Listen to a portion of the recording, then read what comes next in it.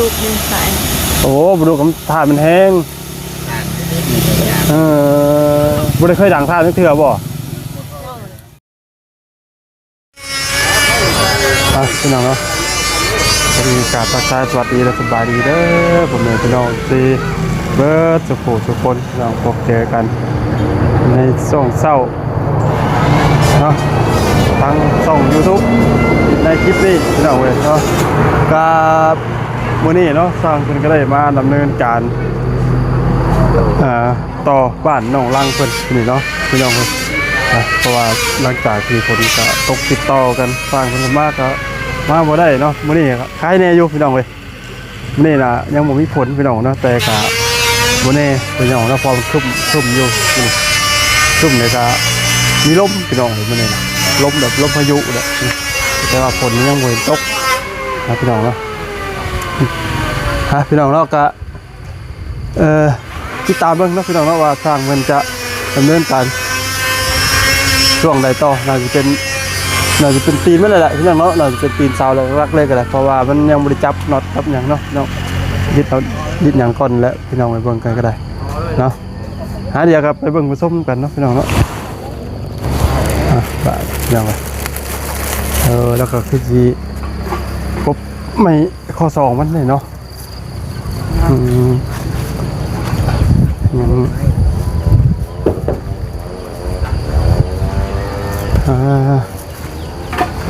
โดยสบายดีนะพ่อเด้อโดยพ่อกับหลายมือเนาะอันนี้คือสิกบข้อสองมันได้เนาะกบแต่มันนั่นบ่ทันเนาะท่านพูดเป็นอะไรยากนั่นเล็กๆแม่นใส่ฟืนใส่ไฟเนาะอันตรายเลยพี่น้อง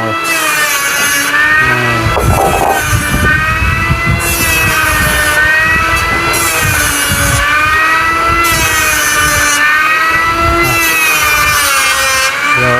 เข้าไปถามเรื่องทั้งอาการของพ่อเพิ่นเนาะพี่น้องเนาะว่าเป็นจังได๋เป็นแม่คือจังบ่เนาะพี่น้องเนาะ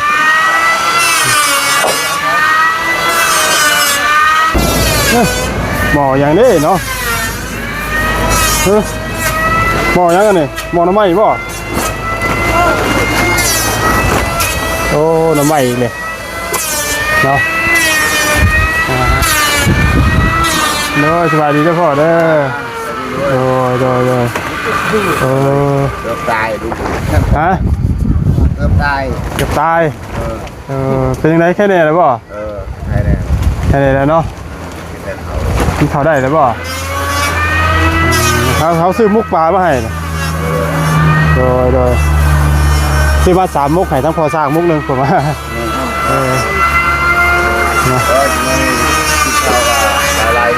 โอ้มันนี่ข้าวลายโยมันเนี่ยกินยาได้หรือว่ายากินได้เนาะพยายามกินยาตรงเวลาเด้อพยายามมากินตรงตามเวลาที่ทั้งหมอเขานัดถึงแล้วเนาะเพราะว่าถ้าเขากินตรงเวลามันก็นั่นดีนั่นเศร้าเนาะตามนอกกันทักอะไรเป็นแม่งละตอนแรกตอนเช้ากินจังมื้อนะ2 มื้อนี่ป่ะ2หรือ3 3 ทั้งมื้อไปเนาะคือว่าภายในแล้วมื้อนี้เนาะลูกนางได้แล้วพี่น้องบ่ได้คือเมื่อก่อนนั้น2 มื้อนั้นนอนลอยอยู่พี่น้องอย่าเลยมันได้ลุกกันมาเมื่อมานะครับลุกยังลมเลยว่าแบบลุกแล้วแบบลาแต่โตรู้ให้จะไปก็คือได้จักโอ้ยอะไรกับพี่ได้จักกับอะไรแม่มาครั้งโอ้ยเราเสียเลยมันทำให้เป็นทองหลานมัดกระพอบมัดนั่นน่ะมันลูกก็เอาเงินเอา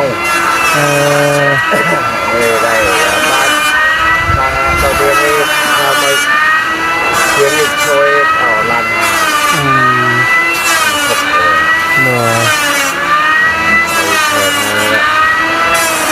แล้วก็ถือว่าให้แน่ให้ขึ้นแล้วเนาะ พอเราก็ได้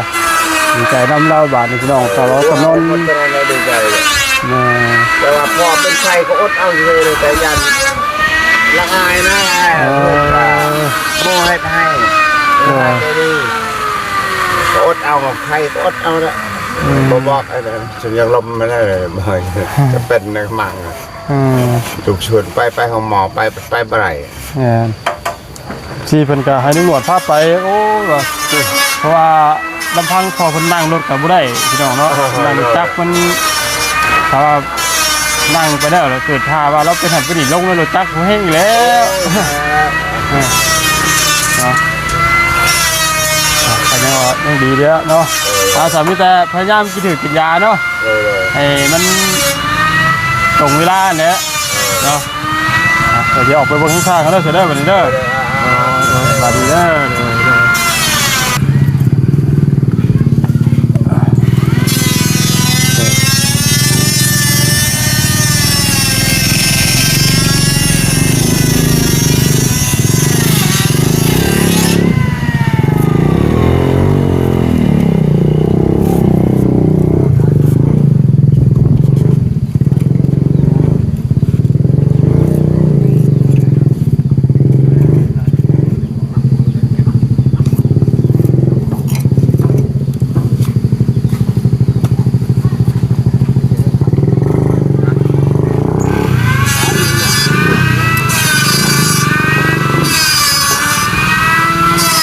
ข้อสองพี่น้องเลย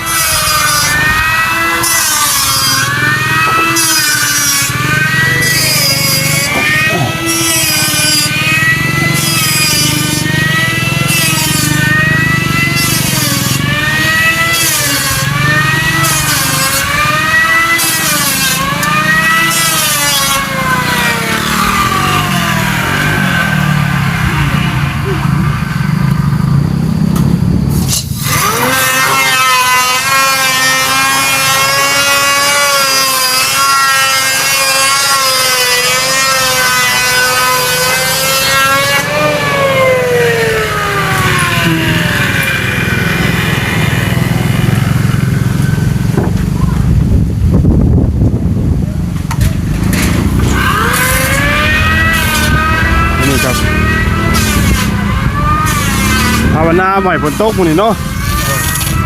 พอได้ยังหน่อยยังได้จับน็อตจับอย่างใส่ข้อสองได้ก็ยังดีเนาะพอได้มันแน่นก่อน จับน็อตได้ใส่ข้อเท้าให้เลยแน่นไอ้ผู้เสียไม่จ่ายนี่ลงไปเลยแน่นกว่ามันดินมันดินบวมดินอย่างเนาะยังไง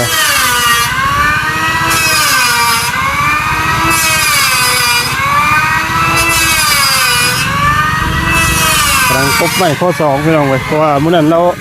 กำลังดำเนินการกบเลยแหละมื้อน่ะมื้อที่ยกนะแต่ว่ามันบ่ทันผลมาก่อนไล่ก่อนกบได้3เซนมื้อน่ะหนีเลยเราก็ได้แต่มันคือกับพื้นกับไฟเนาะพี่น้องเนาะไฟดูดจะจับมากันยากที่ว่า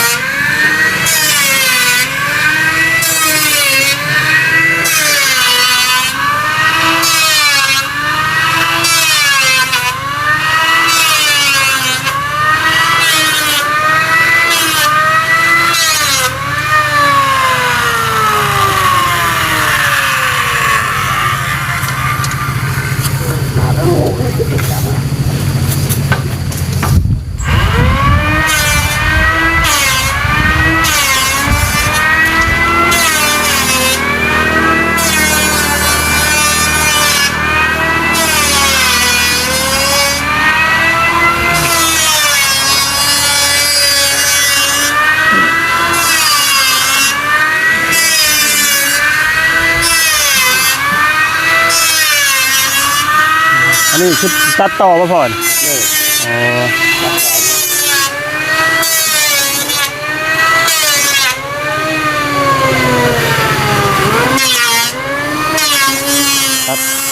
ตัดต่อข้อสองพี่น้อง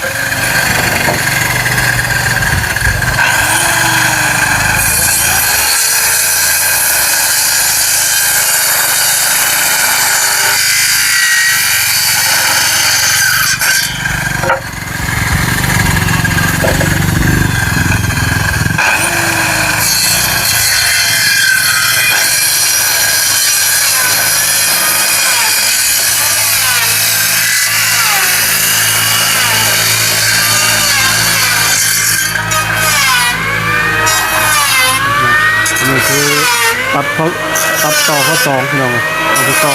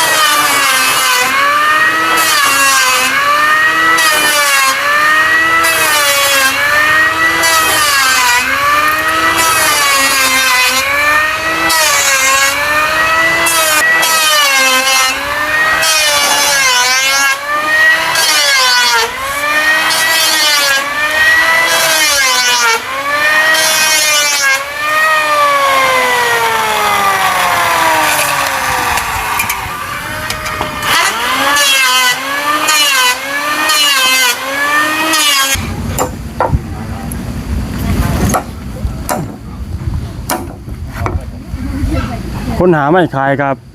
คือหาไม่6 เม็ดเนาะมีแต่ไปหาเม็ดพี่น้องไม่6 เม็ดนี่ยังหายากเลย เม็ดเป็นเปลือกก็ได้ มันหมูเปลืองไม่อีก เปลือกมาก่อน แต่ก็ประหยัดต้นทุนอีกเลยแต่ว่าเขาบริเวณว่ามันแล้วแต่ช่วงเลย 5 เม็ดแบบนี้ เนี่ยมันจะหาเม็ดส่วนใหญ่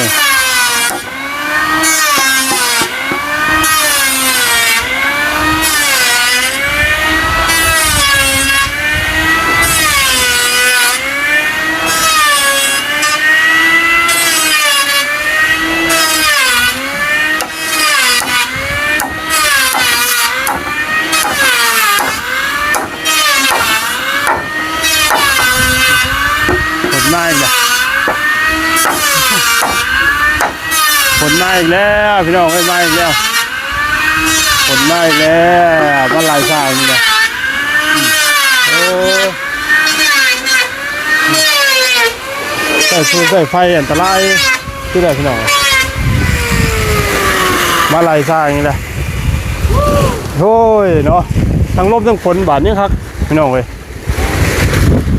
โอ้ยมันเสร็จยังไงมาวันนี้ยังครับมีลมพร้อมไม่ได้ฝนธรรมดาบาดนี่ตามอยู่ช่วงเขาขึ้นหลังคาอะไรใครอยู่เนาะอันนี้เรายังอยู่ช่วงอยู่ที่แบบว่ายังอันตรายอยู่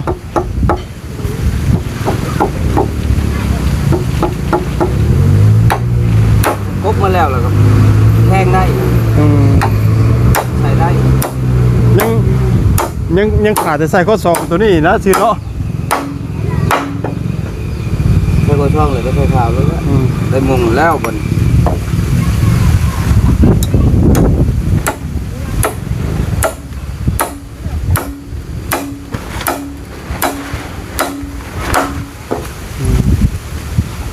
ประโยชน์เยอะคนเนาะคือสิบุตก น้องเลยตกใส่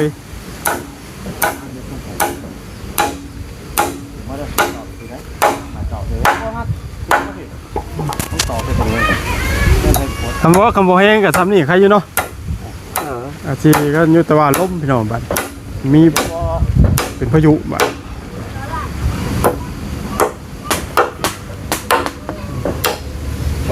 เนาะแต่ปืนสายไฟเนี่ยพี่น้องเว้ยต่างเรากับจักรเจ็ดได้ไรใครอยู่แต่ว่ามันยังอยู่ตอนนั้นเนาะเขาในไปแต่น้ำมันระวังเอาเนี่ยจะได้ใช่มันน่ะค่ะยุดคือเก่าเลยเด้อเนาะจับเป็นเลยพี่น้องเว้ยพอมันอันตรายไปดูดไปสอดมาบ้านเป็นบุรีหมอตัดได้พี่น้องเว้ยมันมีอัน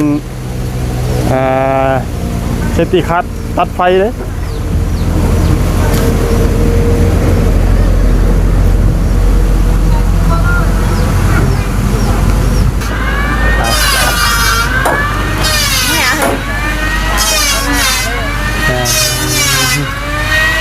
สบายดีด้วยโอ้แซ่บป่ะแซ่บเขาก็มุกปลาพี่น้องเลยแซ่บเขาคำใหญ่หรือแซ่บ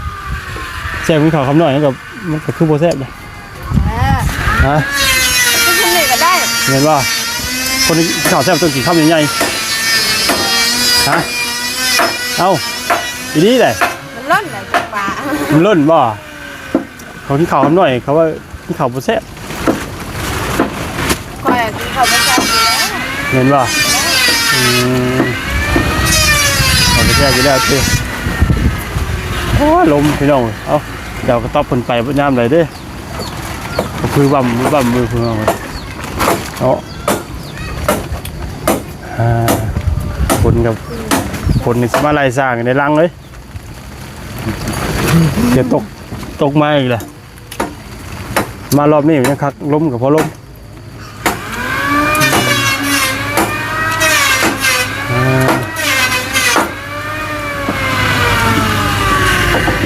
หมอไม่แล้วก็ตายข้างยางอยู่ มันต้องอะไรนะล่างพื้นนะบัดนี้ต้องเอาสังกะสีเก่าทับไว้ไม่นะไม่พื้นต้นแห้งนะ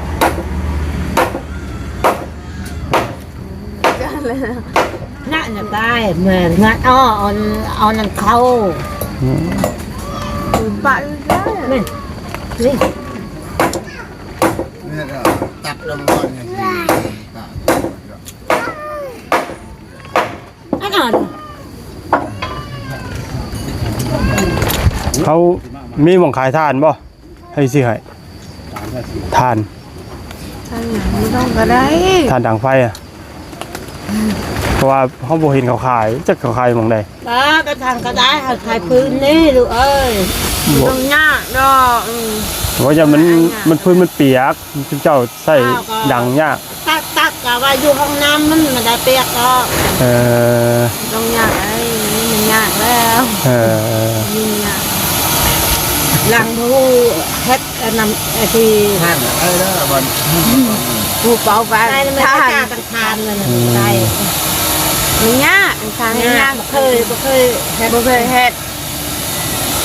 เราเคยจ้างคืน บ่เคยเฮ็ด ดังท่านมันง่ายแล้ว นั่นแหละ อ้าว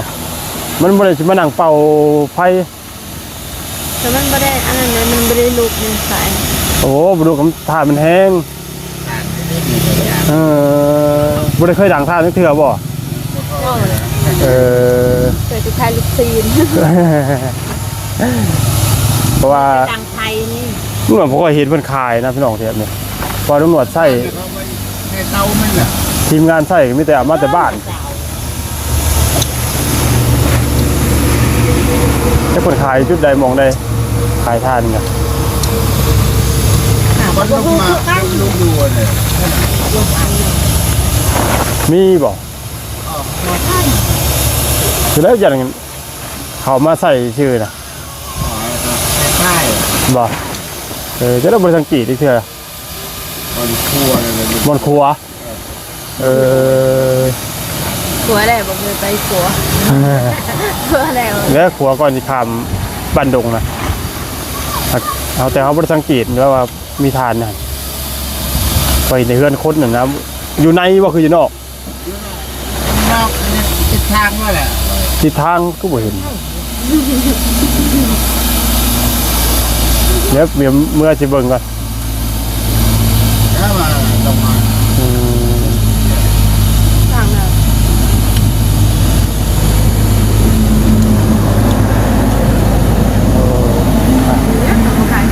ฮะสมมติกับพื้นตัวชุ่มมันแห้งก็มีแต่เอาสังกะสีเก่าอัดไว้เนาะอัดปิดไว้อยู่นอกกันแล้วมอยมันถึกฝนตากฝนตลอดสิโอ้เจ้ากับเป่าตาดำตาแดงคือมือแล้วจ้ะ โอ้ท่านเลยสบายแล้วท่าน ทานมันจะดังง่ายกว่าเป็นบุลุกดิมันบุลุกขึ้นพื้นบ่ ได้ลูกทาน ผม คะแนนมันแหละ คืนเนี่ยกันนี่ พาเดี๋ยวไว้กับอันนั้นถึงได้แต่ว่า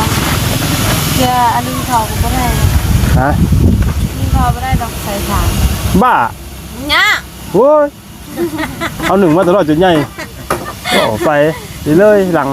เราก็เคยหนึ่งหา ย่างแบบไหนย่างตัวบ่เป็นนั่นแหละ เหงาบนลูกแค่กะ ยันเขาไปทุก โอ้ย เพื่อนนั่น มันบ่ลุกย่างเขาบ่สุก เลย โอ้โหสุก มันบ่เคยนะ เราไปดิหาคนบ่เคย ไว้ จับคืน แล้วสาวบ่ได้ใส่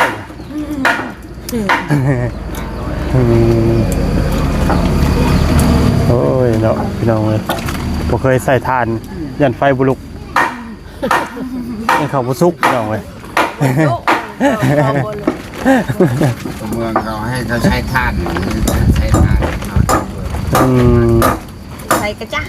ว่า มันกระจ้า จ้า จ้า จ้าคือหยัง กระจ้าก ระจ้าคือทาน จ้ะ ทานคือกระจ้าอ้าวก็นั่นแหละ เอาจะกินข้าวก่อนสาเดียวมาเบิ่งสร้างก่อนกินข้าวเด้อข้าวคำใหญ่เด้อคำใหญ่เลย เล่นใจก็ได้ครับ น้องพี่น้องว่าเนี่ย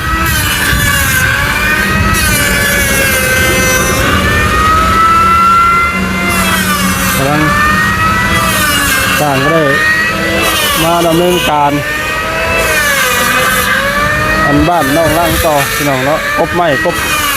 ตอกแล้วก็ว่าง่ายคือกบข้อสองแต่ก็ต่อข้อสองเนาะเตรียมใส่ข้อสองแล้วก็เตรียมมันว่าจอหูเนาะพี่น้องเนาะใส่ข้อสองแล้วก็ ซิกตีนซิกอย่างมันเลยเนาะพี่เนาะใส่ข้อสองแล้วก็ซิกตีนซิกอย่างมันเที่ยงแล้วก็ทางข้อสามมันก็จะเจาะตีนเสาอีกรอบนึงเนาะพี่น้องเนาะวันนี้กับพระมนาอย่าให้ฝนตกเด้อพี่น้องเด้อเนาะเพราะว่าฝนกระเที่ยวยุดเที่ยวตกอยู่พี่น้องเลยลมบาดนี่กันโอ้ยเนาะแม่นทั้งงานลำบากเนาะทั้งข้าวสร้างแล้วก็อุกใจกันเลยพี่น้องเลยเนาะแล้วก็ข้าวนะครับข้าวมองที่ว่ามันยังไว้อย่างนั้นเราก็ญาตินะพี่น้องเนาะเราก็ญาติมันลบมันอย่างนั้นเราก็ได้เนาะเราญาติแบบว่าไม่จ่ายแต่มันหยิ่งมันสิกมันอย่างดินมันลมเลยมันชุดนะพี่น้องเลยเนาะเราก็ญาติตัวนี้แหละแล้วก็เล่งเลยพี่น้องเลยถ้ามันบดตกมื้อนี้ก็ถือว่าใส่แล้วพี่น้องนะจุดที่ว่าน็อตแต่ข้อทรงข้อสองหรือว่าใส่ตรงเช่นอย่างมื้อนี้นะพี่น้องก็ที่แล้วอยู่แต่เราฝนมาข้าวลงพี่น้องเนาะฉะนั้นพี่น้องน้องหน่วยก็จะขอจบคลิปไว้ได้พี่น้องเด้อขอบคุณทางพ่อแม่พี่น้องซีเด้อจุกปุ๋ยทุกคนกลับมาติดตามนะฮะชมเป็นกำลังใจให้ใจให้กับทางส่องน้องหนวดเนาะแล้วคลิปนี้ลำลาแล้วสบายดี